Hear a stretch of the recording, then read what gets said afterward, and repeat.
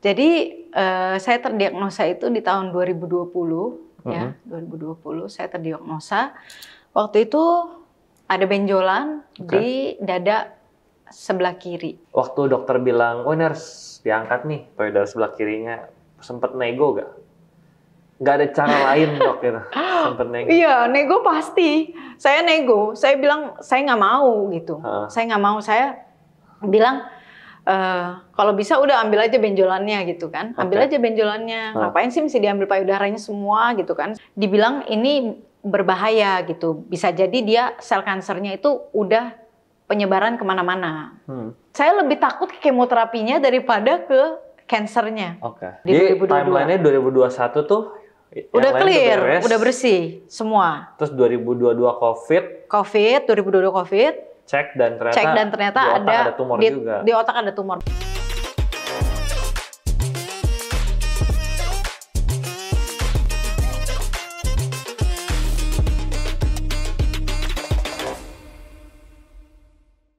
Hai teman-teman Behind the Story, welcome back sama gue Brian.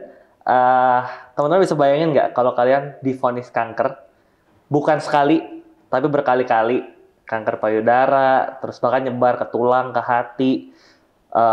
Tapi tetap senyum, tetap energik, tetap semangat hidup. Itulah Clara Teresha, tamu kita hari ini. Citere, welcome, selamat datang. Halo, terima kasih waktunya. Iya, terima kasih juga. Oke, ini ceritanya bakal seru dan banyak edukasi juga ya, Ci. Tapi sebelum kita mulai, Citere boleh perkenalkan diri dulu nggak ke teman-teman yang nonton? Cici itu siapa? Kesibukannya apa? Silahkan ke situ. Oke. Halo, nama saya Teresha. Saya seorang cancer survivor, breast cancer survivor. Dan sekarang saya masih menjalani pekerjaan saya sebagai karyawan di salah satu perusahaan swasta. Oke, itu aja. Kita aja. Oke, pertama-tama untuk cerita kayak gini nih biasanya tuh nggak gampang. Nah, kenapa Citere mau ceritain perjalanannya menghadapi berbagai macam jenis cancer ini nih? Motivasinya apa, Ci?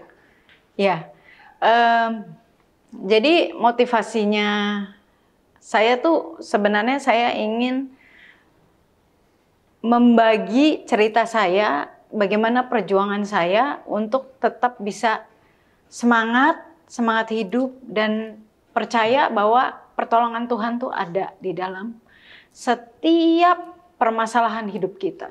Bahkan sampai yang terberat pun dia tuh ada gitu sebenarnya. Jadi biar cerita ini tuh dapat memotivasi banyak orang yang nonton lah gitu. Oke, jadi sampai sini disclaimer dulu nih buat teman-teman. Cepet kirim linknya dulu ke semua teman-teman kalau kalian kenal ada orang yang punya perjuangan serupa gitu ya. Iya, betul. Kirim sekarang, nonton bareng mereka. Iya. Gitu. Oke, langsung aja. Ci, pertama kali terdiagnosa, akhirnya ngecek, itu mulai sadar ada yang salah tuh tahun berapa dan apa yang terjadi tuh waktu itu? Iya, jadi saya terdiagnosa itu di tahun 2020. Ya, 2020 saya terdiagnosa. Waktu itu ada benjolan di dada sebelah kiri. Ya. Jadi benjolannya memang cukup besar sampai teraba ya, karena dia nggak muncul sih, nggak seperti bisul gitu ya, tapi dia teraba gitu, kepegang karena kan harusnya kalau payudara itu harusnya soft ya, tapi ini enggak, ini sudah agak mengeras gitu. Nah, jadi di situ ya saya sadar bahwa ada benjolan yang tidak wajar lah pada biasanya normalnya. Oke, perasaan pertama kali, oh keraba ada benjolan, yang pertama kali ada di pikiran dan dirasakan tuh apa? Yang dipikirkan itu ya ini pasti ada sesuatu gitu, dan apalagi kan dengan cerita-cerita soal ada benjolan ini, benjolan itu biasanya kan menjurus kepada kanker gitu. Jadi waktu itu aku tuh nggak kepikiran kanker sih, tapi aku tuh lebih kepikiran apa ya ini gitu, apa sih gitu, penasaran aja gitu apa gitu. Oke, biasanya orang tuh kan kalau ngalamin hal serupa takut ya, takut ngecek. Ya. Nah, apa yang akhirnya bikin Cici, wah gue harus cek nih? Ya, pada awalnya memang saya takut. Saya Saya akuin saya takut ya karena saya udah berpikiran yang buruk. Jadi akhirnya ini kejadiannya adalah waktu saya di umur 30-an ya. Jadi masih sangat Jadi produktif. dari lahir sampai 30 tuh sehat? Sehat, ya sehat. Puji Tuhan sehat, nggak pernah masuk rumah sakit. Terus nggak pernah, ya sampai yang diopname gitu tuh nggak pernah gitu. Palingan ya ke dokter aja sakit batuk pilek seperti biasa. Nah tapi ini waktu itu saya takut USG, sampai akhirnya saya lagi jalan-jalan tuh ya ke PRJ ya, PRJ itu Pekan Raya Jakarta yang ada di Kemayoran, dan di situ tiba-tiba ketemu booth-nya, stand-nya YKI yang menawarkan untuk free USG. Yayasan Kanker Indonesia. Yayasan Kanker Indonesia itu. Jadi waktu saya takut waktu saya lagi bergumul mau cek atau enggak, malahan saya dipertemukan dengan stand YKI yang mana waktu itu saya nggak ada tujuan untuk ngecek gitu. Tapi waktu saya jalan-jalan, malahan saya diberikan voucher itu yang mana membawa saya untuk ya udah saya USG lah, lawang gratis gitu kan. Dan ternyata pas saya cek alamatnya juga deket dengan rumah saya, itu sih. Jadi ya udah saya ngecek. Oh jadi dapat ke PRJ? PRJ ya. Dapat cek gratis dari Yayasan Kanker, akhirnya ngecek? Ngecek, iya. Akhirnya ngecek. Tadinya juga nggak berani sih. Terus akhirnya ngecek nih? Ngecek. Terus gimana tuh hasilnya pertama kali cek? Hasilnya ya kata dokternya sih memang kurang baik ya.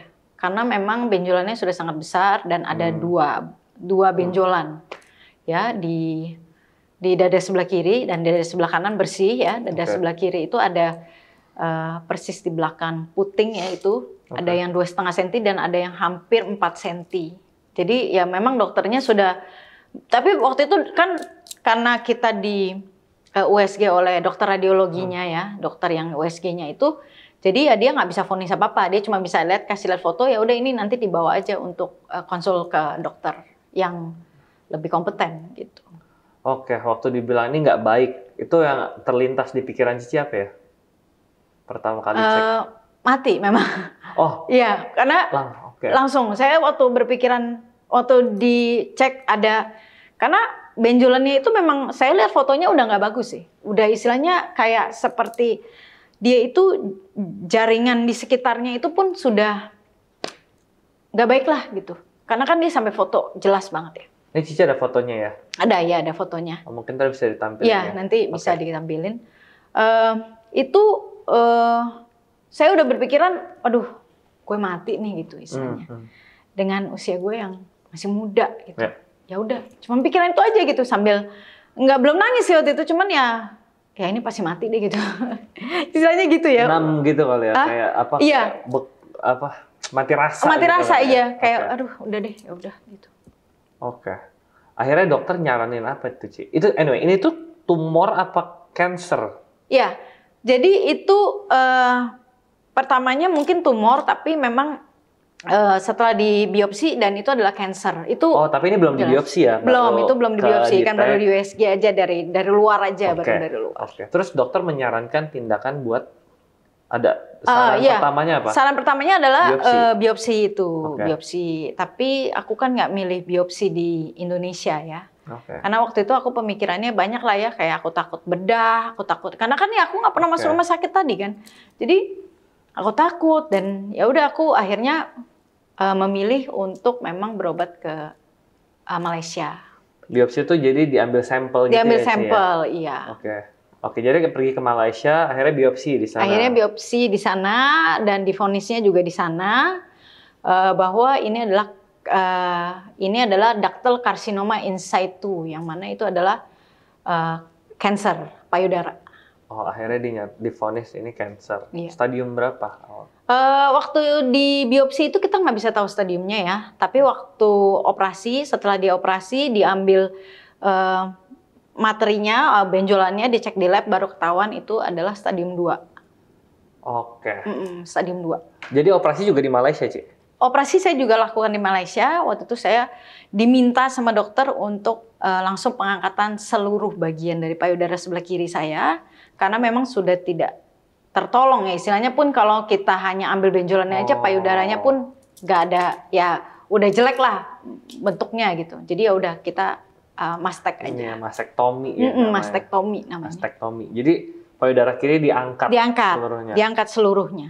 Oke. Sampai ke kelenjar di ketiak itu diambil semuanya. Di situ di usia 30 berapa tuh, ingat nggak sih? Pas 30. Pas Ingat 30. saya 30 deh, atau early lah kayak 31 mungkin ya. Oke. Ci, apa yang Cici bayangin sih? Maksudnya dokter bilang, oh ini mesti diangkat nih. Itu nggak gampang dong pasti menghadapi itu. Banget sih. Itu yang lewat ketakutannya, kekhawatirannya apa aja sih? Boleh ceritain nggak? Kekhawatirannya yang pasti, iya saya udah nggak punya payudara lagi gitu kan. Terus, maksudnya payudaranya setengah ya. Dan apalagi di situ, saya juga belum menikah kan. Saya masih dalam proses mau menikah waktu itu. Oh jadi ada pasangan? Ada, waktu itu ada pasangan.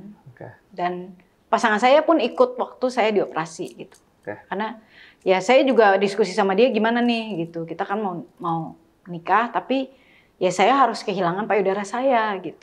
Kamu terima saya nggak gitu kan? Dan dia mendukung saya waktu itu sih. Jadi ya saya pemikirannya ya udahlah karena ada yang ngedukung, dan saya pikir ya benjolan ini pun disimpan itu nggak ada gunanya gitu. Karena ya kalau membusuk malah makin parah gitu.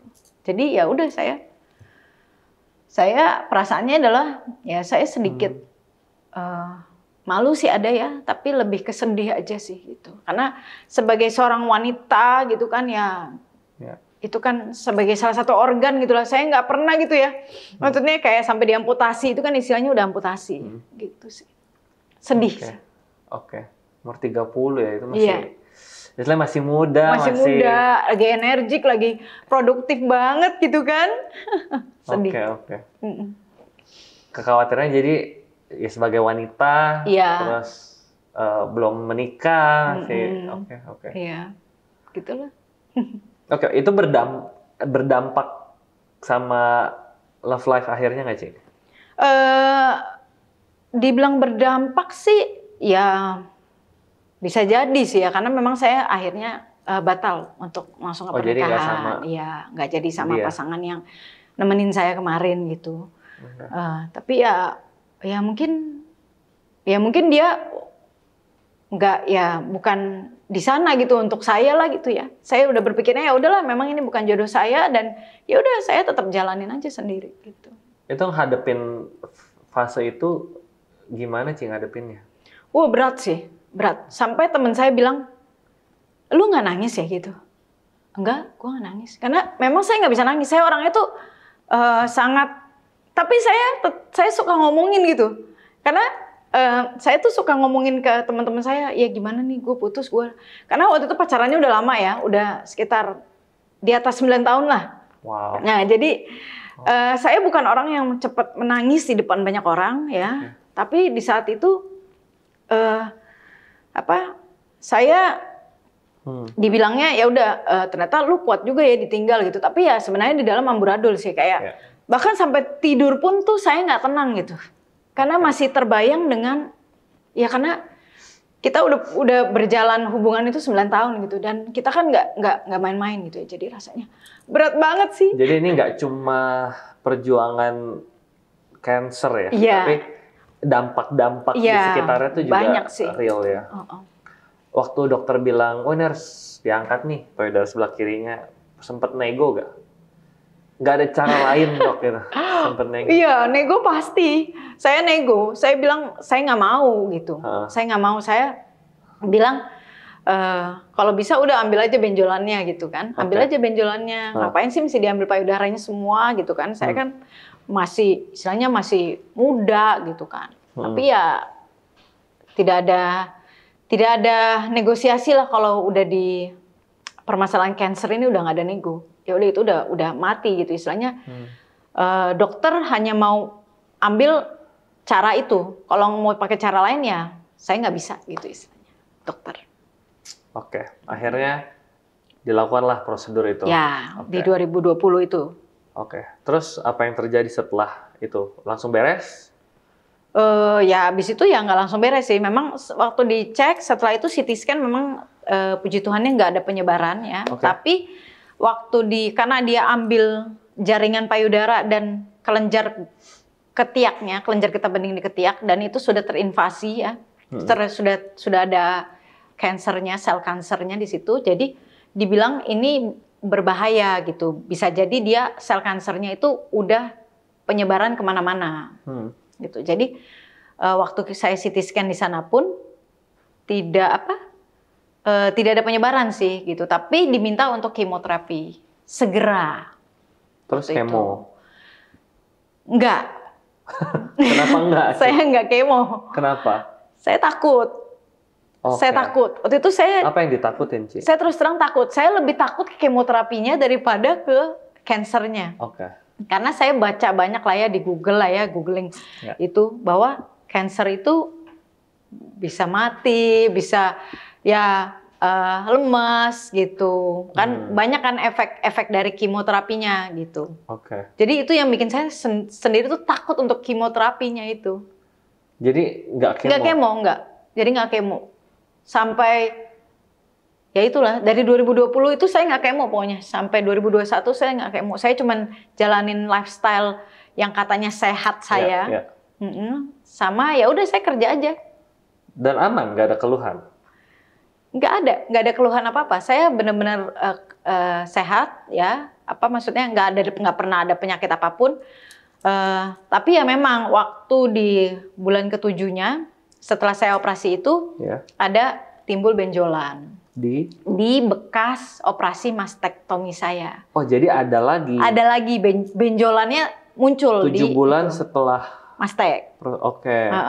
Dan benjolannya kecil sih, hanya sekecil bola bekel ya, kalau tahu bola bekel ya. Itu bola bekel hanya sekecil itu. Tapi itu teraba banget, dan waktu itu saya sudah punya pikiran bahwa ini tidak baik. Tapi itu jinak nggak? Ya, jinak enggaknya ya saya belum berani ke dokter kan waktu itu gitu. Itu perasaannya gimana, Ci, ngulang lagi? Udah diangkat muncul lagi, aduh. Rasanya apa ya? Kecewa atau kesel, marah, sedih? Iya, kecewa sih. Rasanya apa ya? Saya tuh merasa saya tuh udah sehat gitu loh. Tapi kenapa sih kok ada lagi gitu? Saya sempet ya kecewa lah ya apalagi sama Tuhan gitu. Saya merasa kok kenapa sih gitu? Apa sih salah saya tuh apa gitu Tuhan? Yang dipikirin itu? Iya, saya tuh salahnya apa? Saya tuh nggak jahatin orang, saya nggak nipu, saya nggak nyuri gitu loh. Saya tuh hanya manusia biasa aja gitu. Kenapa harus saya? Itu pertanyaan yang memang sering dipertanyakan kalau orang udah kena penyakit kronis tuh biasanya, gitu. Ya, jadi ya rasanya kecewa dan ya sedih aja, sedih gitu. Tapi waktu itu memang saya belum ada kepikiran bahwa ini akan menjadi kanker maksudnya ini adalah akibat dari kanker saya yang lama itu. Saya hanya mungkin pikir ya udahlah ini tumor gitu. Tapi kan ternyata ya berbeda jalan ceritanya. Gitu. Memang di saat-saat ngalamin itu ya perasaan itu tuh wajar ya. Cuman aku tuh inget satu ayat, Ci, di Bible. Itu tuh di Yakobus 1 ayat 13. Itu bilang gini, apabila seorang dicobai, janganlah ya berkata pencobaan ini datang dari Allah. Ternyata kebenarannya tuh itu. Sebab Allah tidak dapat dicobai oleh yang jahat, dan ia sendiri tidak mencobai siapapun. Ternyata, Allah tuh nggak mencobai siapapun. Betul. Tapi kan dalam keadaan itu, di otak isinya itu ya, gue salah apa? Iya, itu dia. Tapi kebenarannya ya Tuhan bilang, gue nggak pernah cobain siapapun. Iya, betul. Nah terus benjolan itu akhirnya Cici cek nggak akhirnya? Akhirnya cek. Yang bikin Cici mau cek apa? Karena kakakku udah bilang sih ini harus cek gitu. Yang bikin Cici mau cek karena dikasih tahu sama kakak Cici. Iya, dikasih tahu itu. Dan ya saya merasa ya kok dari kemarin saya nggak sembuh-sembuh gitu. Harusnya kan kalau udah di mastek ya udahlah saya sembuh aja gitu. Akhirnya cek lagi. Cek lagi ke dokter di Indonesia. Lagi? Enggak, di Indonesia. Ya, di Indonesia. Saya ngecek dan waktu cerita dan dia ngecek benjolannya, dokter udah bilang karena kamu punya riwayat yang di Malaysia itu, kamu harus PET scan, PET CT scan namanya. Itu apa tuh PET CT scan? PET CT scan itu adalah pengecekan di seluruh tubuh menggunakan kayak tenaga nuklir lah ya. Itu ada mesinnya sudah ada di Indonesia juga, dan itu bisa mendeteksi kanker sudah penyebarannya sampai ke tahap mana gitu. Jadi bisa dari situ bisa kelihatan ada fotonya gitu ya, jadi kelihatan bahwa oh ya ini udah penyebaran di sini atau di sini gitu. Hasilnya gimana sih? Ya hasilnya memang nggak baik ya. Hasilnya itu ada penyebaran di hati, di hepar ya, hepar di hati. Pindah ke hati nih jadinya. Dari payudara beres nyebar ke hati. Jadi di hati ada, di bagian dada itu ada lagi, dan di tulang. Tulang, iya. Tulang bagian? Panggul. Panggul, di panggul sini. Apa ini karena nggak kemo? Ya, bisa jadi ini karena tidak ada pengobatan setelah setelah divonis kemarin itu. Habis diangkat itu. Iya, itu nggak ada pengobatan lanjutannya, itu nggak ada. Jadi dia bisa jadi ya. Jadi aktif lagi, relax dia. Iya. Jadi munculnya di bekas operasi payudara, di hati, dan di tulang panggul. Tulang panggul, ya. Sedikit sih yang di tulang itu nggak banyak. Tapi yang paling banyak itu di hepar, di hati. Wah, beritanya lebih banyak. Kirain cuma di satu titik doang ya, ternyata malah banyak ya. Iya, ternyata malah lebih banyak gitu. Saya juga nggak nyangka ya. Ternyata dalam waktu 7 bulan itu, kanker itu sangat cepat penyebarannya gitu. Dokter menyarankan apa sih? Ya kemoterapi. Akhirnya kemo. Akhirnya setelah takut baca Google sana Google sini gitu kan, ternyata ya udah saya tetap jalanin untuk kemoterapi. Awalnya baca-baca kemo tuh menakutkan. Yang ditakutkan tuh apa sih? Yang ditakutkan pertama adalah botak sih. Rata-rata gitu ya, kalau orang kemo sebagai seorang wanita apalagi ya kan namanya mahkotanya lah ya. Mahkotanya gitu kan. Tapi ya sama itu sih, sama apa ya, katanya kan bisa lemes gitu kan sampai akhirnya ya mati lah gitu istilahnya gitu. Karena di kemo yang dibunuh bukan sel jahatnya doang ya. Iya, sel baiknya juga ya. Pun kena. Ya sampai ya itu yang folikel rambutnya kan juga gugur semuanya. Sampai alis juga botak, semua udah botak deh. Alis, bulu-bulu di badan semua habis. Cici tuh kemo jadi berapa kali sih total? Totalnya yang pertama ini ya yang 2021 ini 6 kali. 6 kali ditambah 17 kali hormonal. Ya itu yang pertama. Yang siklus keduanya ya sama juga sih. Sama juga, misalnya kemo 6 kali lagi? Iya, 6 kali lagi. Jadi total 12 kemo? 12 kemo dan sama hormonnya. Tapi sampai sekarang pun masih saya jalani si hormonnya. Hormonal sampai sekarang masih itu buat apa sih? Itu untuk mencegah, jadi karena saya punya riwayat kansernya sudah penyebaran dan sangat istilahnya tuh sangat aktif ya, apalagi di usia yang sangat muda. Jadi untuk maintenance-nya itu adalah ya saya harus hormonal terapi, itu harus dijalanin sampai waktu yang tidak bisa ditentukan. Kemo 12 kali total dalam waktu berapa lama? 2 tahun? Dari 2021 ya? Ya, 2021 itu kan saya kemo ya, saya kemo, habis itu dinyatakan bersih.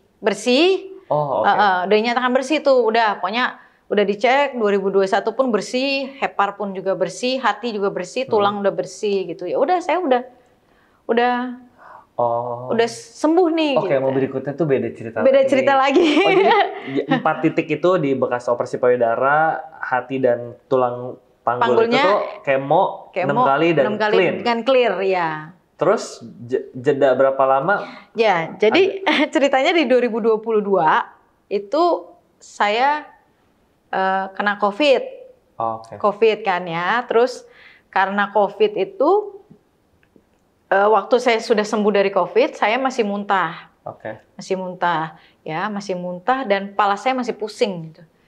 Ya, akhirnya saya balik check up ke dokter waktu yang spesialis penyakit dalamnya itu, dan waktu itu waktu saya menunggu dokter di poli itu saya muntah lagi dan kejadiannya itu sangat cepat. Saya sampai pusing kepala ya. Waktu itu saya muntah di toilet rumah sakit ya. Dan waktu saya masuk ke poli, dokter bilang, kamu kenapa pucat sekali? Dia bilang gitu. Ya saya bilang, memang saya ngaku lah saya tadi habis muntah di toilet, dok. Akhirnya dia bilang, oke, ini tuh nggak wajar. Karena kalau orang COVID ya, dulu kan ada yang istilahnya long COVID itu ya, yang katanya setelah COVID pun masih ada gejalanya. Tapi ini tuh berbeda gitu loh, karena saya pun ceritakan waktu muntahnya itu pun bagaimana. Ternyata kan muntahnya pun berbeda. Bukan muntah yang istilahnya kalau kita muntah umum tuh bisa ya udah di bawah gitu muntahnya. Kalau ini nggak bisa, muntahnya itu kayak berbeda deh, nembak gitu. Jadi waktu saya cerita begitu, dokter langsung bilang ini tuh kita harus cek kepala. Dia bilang kita harus cek kepala karena itu indikasinya iya ada yang salah. Dan waktu itu kan saya juga cerita memang saya ada kebas di tangan, di jempol sebelah kiri. Saya udah cerita sama dia. Dan saya udah cerita lah saya ada riwayat kanker gitu kan. Akhirnya dia bilang ya udah kita MRI aja ya, kamu jangan pulang, kita MRI dan kita rawat kamu supaya kamu bisa lebih enakan gitu. Ya akhirnya setelah itu saya MRI, ya ternyata memang benar ada tumor di otak besar dan otak kecil. Oh, ini chapter berikutnya. Chapter berikutnya di jadi 2022. Timeline-nya 2021 tuh udah clear, udah bersih semua. Terus 2022 COVID, 2022 COVID. Cek dan ternyata di otak ada tumor juga. Di otak ada tumor. Memang salahnya saya adalah saya itu rutin PET scan dulu. Karena kan saya memang udah tahu nih saya ada saya ada kanker gitu. Jadi saya rutin PET scan tapi saya nggak pernah MRI. Padahal sebenarnya memang PET scan itu sendiri harus dibarengi dengan MRI kepala. Karena cancer sendiri itu bisa kemana-mana penyebarannya. Oh, PET scan itu tuh nggak nyampe ke kepala? Nggak nyampe. Semua kepala pun kena scan, tapi tidak bisa kayak lebih detail. Iya. Oh, nggak kedetek? Nggak kedetek jadinya. Jadi waktu saya MRI saya kaget. Ternyata memang kesalahan saya adalah waktu itu saya tidak pernah MRI kepala. Padahal di hasil PET scan saya pun dituliskan untuk untuk menghindari adanya penyebaran di otak, tolong. Itu ada. Tapi saya nggak pernah jalanin. Ya, cuman kan nggak kepikiran juga. Iya, dan dokter onkolog saya pun bilangnya ya udah nggak apa-apa, nggak usah gitu.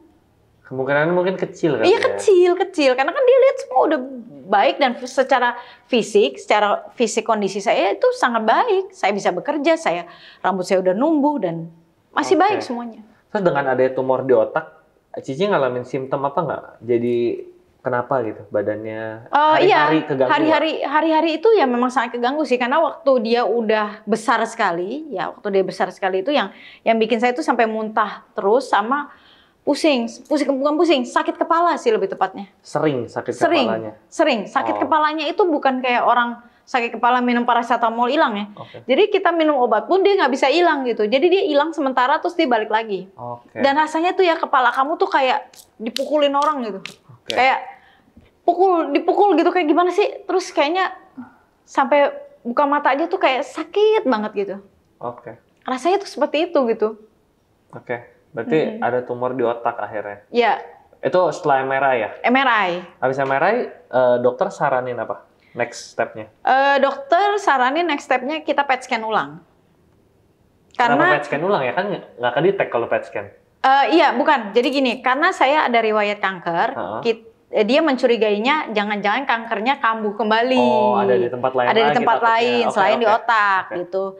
Karena kan kalau kita runut lagi, kalau dia udah ada tumor di otak itu kan sudah pasti dia, karena gini loh, nggak ada orang tiba-tiba tumor otak gitu, jarang gitu. Maksudnya ada sih, tapi jarang biasanya. Biasanya dia mungkin ada bawaan atau ada penyakit riwayat sebelumnya. Nah itu salah satunya adalah kanker payudaranya. Jadi suatu di PET scan kedua setelah MRI itu memang benar, ternyata di hati sudah menyala lagi. Ya kalau PET scan itu menyala ya, dia kayak pohon Natal gitu nyala. Ini juga ada fotonya. Ada fotonya ya, ada fotonya.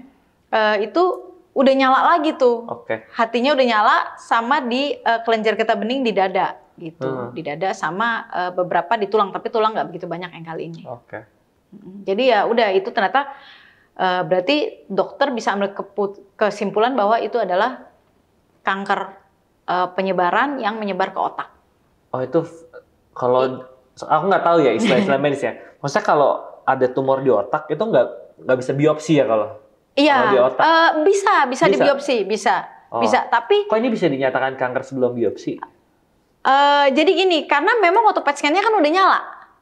Oh, kan PET scan itu kan memang untuk mengindikator kamu kanker atau tidak gitu kan. Nah jadi karena udah nyala, berarti ini udah kanker pasti. Stadium berapa sih bilang? Jadi saya waktu dari dulu pun udah stadium 4, udah stadium lanjut. Bukan dari yang di hati pun itu udah kalau di dunia kedokteran itu udah dibilangnya stadium lanjut, stadium 4. Stadium 4. Karena kalau udah penyebaran dari si kanker primernya ke sekunder, yang primer itu ya kalau saya ya payudara kan. Yeah. Nah, kalau dia udah ada penyebaran, itu berarti dia udah ke stadium lanjut. Stadium 4 biasanya. Jadi otak fix ini kankernya. Kanker fix. Bukan cuman Bukan cuman tumor. Terus next-nya disuruh apa, Ci? Ya, jadi next-nya saya karena yang di kepala itu waktu dicek ya sama dokter bedah sarafnya itu bisa diambil. Karena saya posisinya ada bisa diambil. Benjolannya itu ada di sebelah kanan di di otak besar. Jadi dia nempel di atas sini, yang menyebabkan itu saya muntah-muntah itu. Jadi ini, karena dia menekan ke saraf apalah gitu ya namanya. Akhirnya dokter bedah sarafnya bilang, ini kita operasi aja, kita buka batoknya, kita ambil, kita biopsi. Iya. Bayanginnya udah ngeri banget. Iya, dan waktu itu saya jadi kejadiannya itu saya sempat kejang sih memang. Waktu itu jadi untuk jadwal untuk operasi karena memang saya dijadwalin ketemu sama bedah saraf ini itu lama karena dia sangat padat ya. Akhirnya saya sempat kejang bukan di rumah tapi di kantor. Akhirnya saya dilarikan ke rumah sakit karena saya kejang. Jadi memang kalau ada sesuatu di kepala itu pasti kita ada risiko untuk kejang. Ya, akhirnya saya dilarikan ke rumah sakit dan dokternya bilang udah kita operasi besok. Akhirnya saya ketemu tuh dokternya yang saya udah tunggu-tunggu tuh. Dia bilang udah kita operasi besok. Dan waktu itu saya langsung ambil keputusan, ya saya udah nggak pakai takut lagi, saya udah bodo amat mau dibuka batok atau dibuka apa, saya udah nggak pernah peduli lagi. Lebih takut mati kali ya? Iya, saya udah lebih takut karena dia itu ngeganggu ya. Dia tuh ngeganggu. Dia tuh nanti saya sedikit muntah, saya sedikit sakit kepala. Kan kita jadinya nggak produktif ya. Dikit-dikit ke rumah sakit gitu. Jadi udah ambil aja dok, saya bilang. Akhirnya ya udah diambil dan dibiopsi ternyata ya udah itu memang kanker yang penyebaran dari payudara tadi itu. Akhirnya dikerjain tuh, diangkat. Iya. Itu ada berapa titik sih? Ada berapa benjolan waktu di MRI itu memang hasilnya ada sekitar 7 titik. Itu ada di otak besar sama di otak kecil ya. Tapi yang paling besar itu yang tadi yang bisa dioperasi itu ada di otak besar. Ya.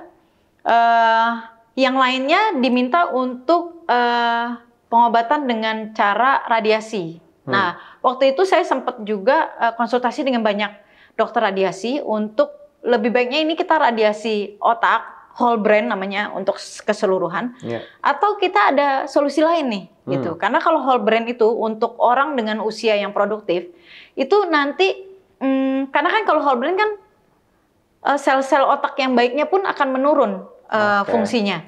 Jadi mungkin nanti dikhawatirkan akan terjadi kepikunan lebih dini gitu. Penurunan fungsi otak, betul. Misalnya ntar dikit-dikit lupa, nggak bisa ngitung atau apa gitu. Akhirnya dimintakan untuk radiasi dengan cara gamma knife. Gamma knife itu adalah sama dia radiasi, tapi dia lebih lebih fokus ke titik ke si kanker-kankernya ini aja. Jadi dia tidak mengganggu sel-sel yang prosedur setelah diangkat? Setelah diangkat, betul. Oh, jadi operasi dulu, tumornya diangkat, baru lanjut ke prosedur. Karena untuk pengambilan titik-titik yang lain itu terlalu resiko. Karena dia di dalam. Iya. Operasi ya? Bisa sih sebenarnya, tapi resikonya lebih besar daripada jadi sinar aja. Iya, dari lebih baik kita sinar aja. Karena banyak yang berhasil dengan sinar ini. Sinar apa? Sinar gamma. Gamma, iya. Yang di hook itu. Iya, di hook, iya. Oke. Iya itu. Jadi setelah disinar ya udah ya mengecil ternyata. Memang. Tapi saya yang ngelaluin gamma knife itu sebanyak 2 kali sih memang. Karena waktu gamma knife pertama itu ya itu yang di bekas operasi saya itu membesar. Jadi akhirnya dinyatakan untuk gamma knife berikutnya. Dari April sampai ke Agustus itu. Jadi April sekali, Agustus saya sekali. Gitu. Di gamma knife lagi. Dan itu tidur di mesin gamma knife itu lama banget gitu. Yang pertama itu 100 menit. Ya, berarti kan 1,5 jam. Ya. Yang kedua itu 121 menit. 2 jam tuh. 2 jam. Dan itu nggak boleh gerak ya? Nggak boleh gerak. Jadi tapi nggak boleh geraknya itu prosedurnya sangat banyak ya. Jadi kita itu harus pakai kayak semacam crown apa sih? Mahkota. Iya. Topinya itu tapi dibor. Jadi dahi saya ini 2 kiri kanan ini kayak disuntik dulu dan dibor. Jadi posisinya tuh kepala kita nggak bisa gerak, nggak boleh gerak. Memang harus kaku. Dibor tuh saya ditempel apa tembus? Ditembus karena kan ditembus itu jadi bukan ditembus ke dalam banget ya istilahnya dia karena kunci karena crownnya itu harus dikunci di kepala. Jadi kepala saya tuh benar-benar kaku, nggak bisa begini-begini, nggak bisa sih begini gitu. Itu harus sampai jagainnya segitunya ya, nggak boleh saya gerak. ada fotonya sih kalau mau dikasih lihat juga. Boleh. Itu benar-benar prosedurnya sangat sangat sulit lah. Ya kalau nggak hasilnya juga nggak akurat kali ya. Iya betul, makanya harus tetap stay di situ. Oke. Jadi jeda antara sinar gamma yang pertama dan kedua berapa lama? 4 bulan. Oh, yang pertama April, yang kedua Agustus. Kenapa harus disinar lagi ya Agustus? Iya, karena yang tadi itu yang bekas operasinya membesar kan. Jadi dinyatakan ini harus perlu ditembak dosis yang tinggi lagi gitu. Ditembak dengan gamma sinar gamma itu lagi. Tapi setelah yang kedua clean. Setelah yang kedua mengecil dia, akhirnya dia nurut. Dia udah mengecil. Tapi itu memang saya di kemo lagi. Karena sambil saya ini baru kemo yang kedua. Ini baru kemo yang kedua. Jadi setelah di gamma knife yang pertama, saya jalanin kemo karena harus membersihkan yang di badan gitu. Nah, setelah dibersihkan yang badan, saya MRI lagi kan, saya cek ternyata kan makin besar. Akhirnya udah harus di sinar gamma lagi. Oke. Ini kemo 6 kali lagi. Kemo 6 kali lagi dan hormon tadi 17 kali. Jadi 2 kali itu ya, 2 paket. 2 kali, iya. Jadi botak lagi tuh. Oh, yang pertama botak udah tumbuh rambut. Yang ini botak lagi. Ya ampun. Iya. What a journey sih. Iya, itu jadi panjang banget tuh. Oke, habis dari itu clean, beres.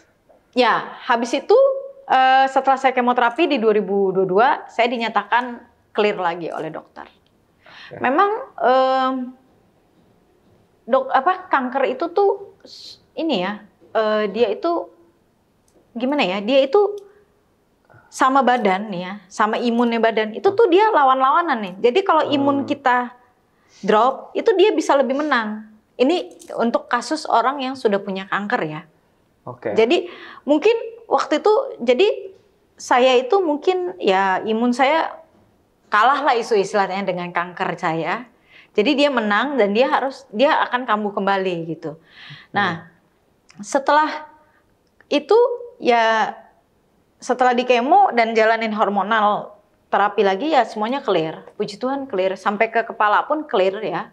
Clear sampai kalau MR itu clear, tapi memang ada bekas ya karena yang di otak kecil itu waktu di sinar gamma itu ya gimana ya, kalau kita luka diobatin kan pasti ada koreng lah istilahnya. Jadi masih ada bekas. Masih ada bekas di sini di otak kiri yang kecil sih di sini. Gitu. Jadi ya akhirnya saya clear, sampai sekarang pun saya clear.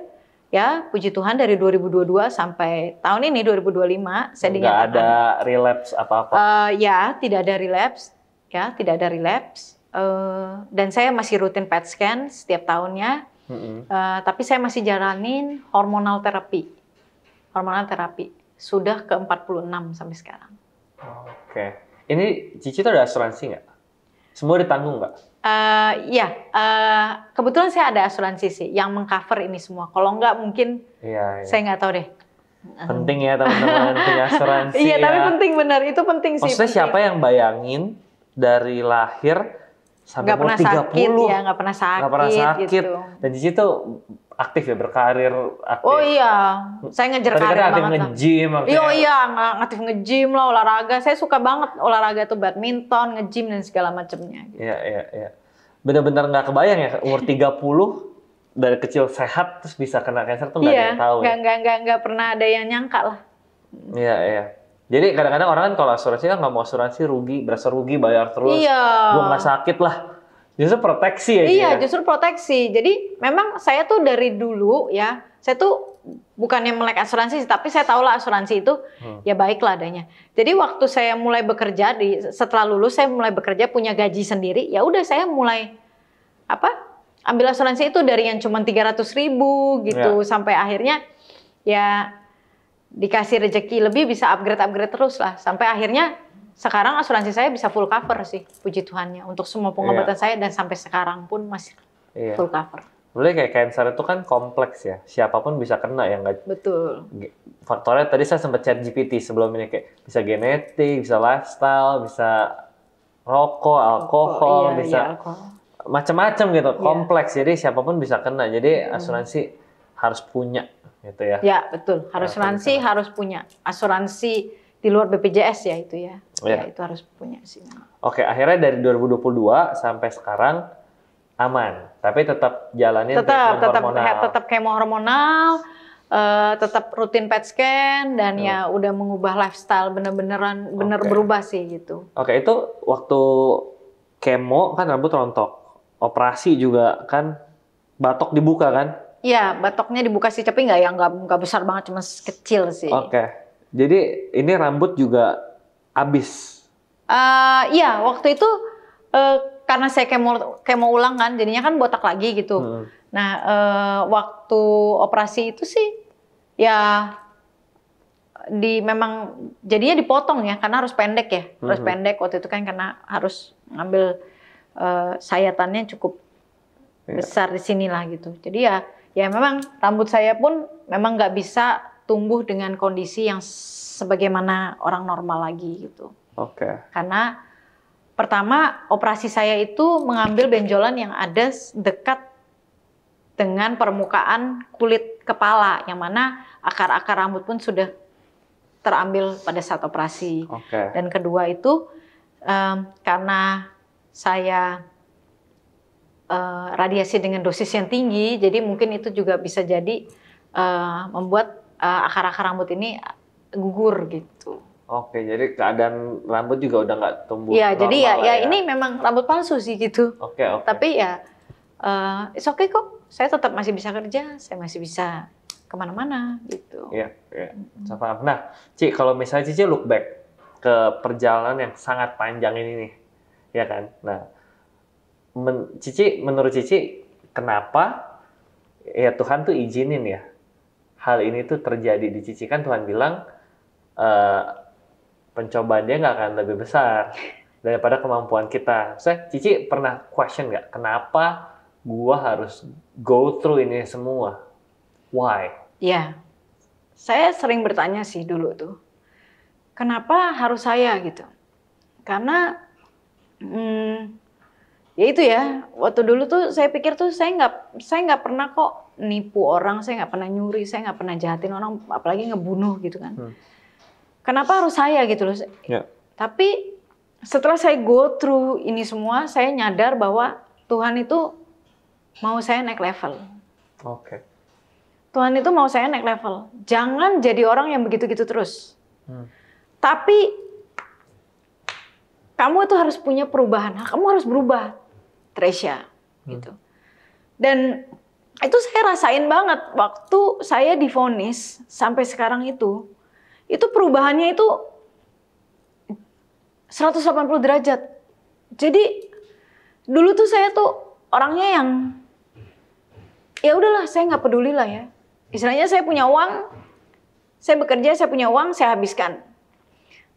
Terus saya itu suka membangkang sama orang tua ya. Terus terang saja, waktu saya punya pasangan itu orang tua saya juga nggak setuju. Jadi saya anak yang sangat membangkang. Bahkan saya sering berkelahi sama papa saya. Akibat apa? Karena ya hal-hal inilah ya. Jadi perubahan itu saya sadar banget gitu loh, bahwa Tuhan itu mau membawa saya itu untuk ke level yang berbeda gitu. Jadi ayo loh nak, jangan di situ. Kamu tuh nggak boleh di situ. Kalau kamu ke situ terus, neraka itu udah di depan mata. Oh, wow. Jadi aku tuh nyadar banget bahwa di saat itu tuh aku sangat berdosa ya. Dan makanya saya bilang, sampai sekarang pun saya bilang Tuhan itu baik. Karena Dia kasih saya kesempatan demi kesempatan. Wow. Bahkan waktu saya kemoterapi yang kedua itu ya, kemoterapi yang tahun 2022 itu sampai saya itu, jadi saya kan sendiri ya, mama papa saya udah meninggal. Jadi saya itu kemoterapi itu hanya sendiri, dan saya itu udah merasa, udahlah Tuhan, kalau Tuhan mau ambil aja. Karena waktu kemoterapi itu, denyut jantung saya itu sangat tinggi, sampai saya nggak bisa tidur, sampai rasanya itu saya gimana ya, karena obat kemoterapinya itu sangat mengganggu gitu loh, sampai semuanya kesemutan gitu, rasanya Tuhan saya tuh nggak kuat gitu loh. Saya tuh sering bilang, Tuhan saya tuh nggak kuat, udah Tuhan ambil aja. Tapi Tuhan tidak pernah ninggalin saya, itu satu. Dan kedua, Dia itu mau saya untuk berubah. Ayo Tresya, kamu berubah. Dan saya percaya, saya dikasih kesempatan sampai sekarang untuk jadi berkat buat banyak orang. Jadi makanya saya mau membagi cerita saya ini kepada banyak orang. Biar orang lain melihat bahwa sebenarnya kalau kita berbalik kepada Tuhan itu, semua itu akan berubah total. Jadi yang Citere temuin lebih berharga daripada cuma hidup sehat, ya relationship sama Tuhan ini ya. Iya, relationship sama Tuhan saya itu dulu sangat jauh ya, jauh banget. Saya orangnya rajin ke gereja dulu. Tapi di gereja saya ngelantur, mikirnya nggak tahu kemana. Saya nggak pernah tuh dengerin firman Tuhan yang sampai wah gimana gitu. Nggak, saya ke gereja ya kosong. Tapi setelah kejadian ini saya sadar gitu. Saya sadar bahwa oh iya ya, dulu tuh saya tuh bener-bener nggak peduli sama Tuhan. Padahal Tuhan tuh peduli banget sama saya. Ya itulah. So, are you happy now? Oh, very happy. Very happy. Apalagi diundang di sini, happy banget. Kita juga happy ya. Iya, happy banget karena ini kan juga menjadi salah satu saluran ya untuk bisa berbagi cerita saya gitu. Dan saya sangat happy-nya karena Tuhan memberikan saya waktu yang mana saya nggak pernah tahu waktu saya ini sampai kapan.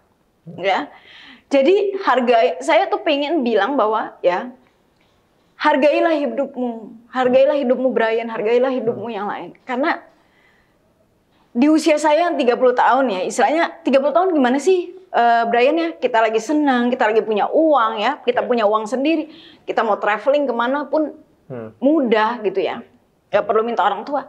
Tapi di titik itu kamu kanker gitu. Kayaknya kamu harus mundur lagi gitu, mundur.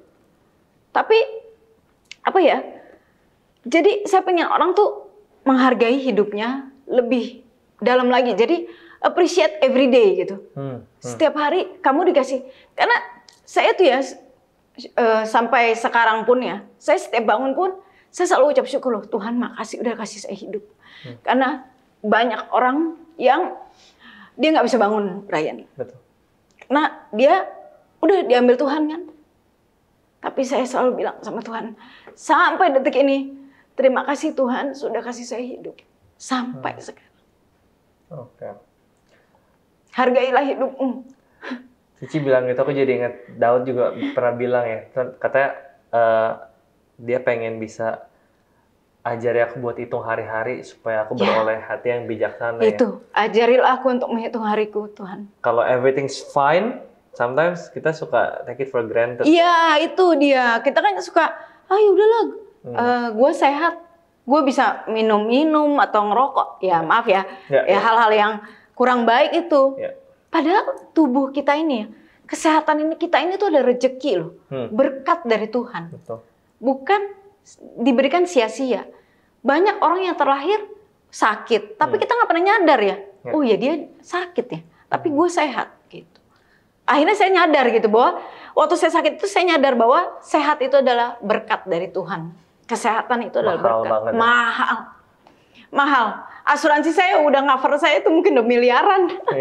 Ya, jadi itu nggak bisa dinilai dengan harga apapun sih kalau kesehatan itu. Jadi tetap hargain. Wow.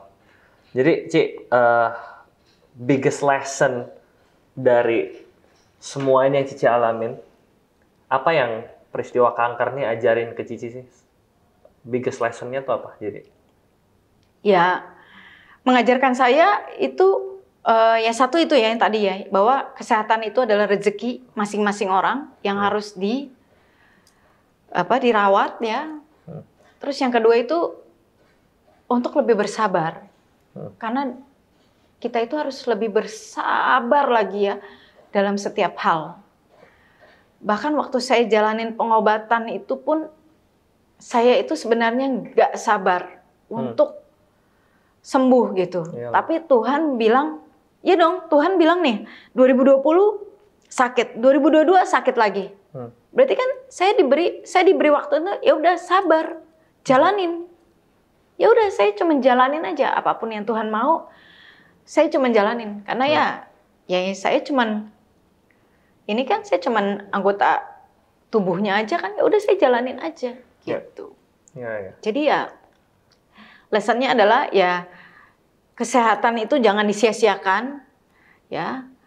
Terus jangan mau terburu-buru. Belajarlah untuk bersabar.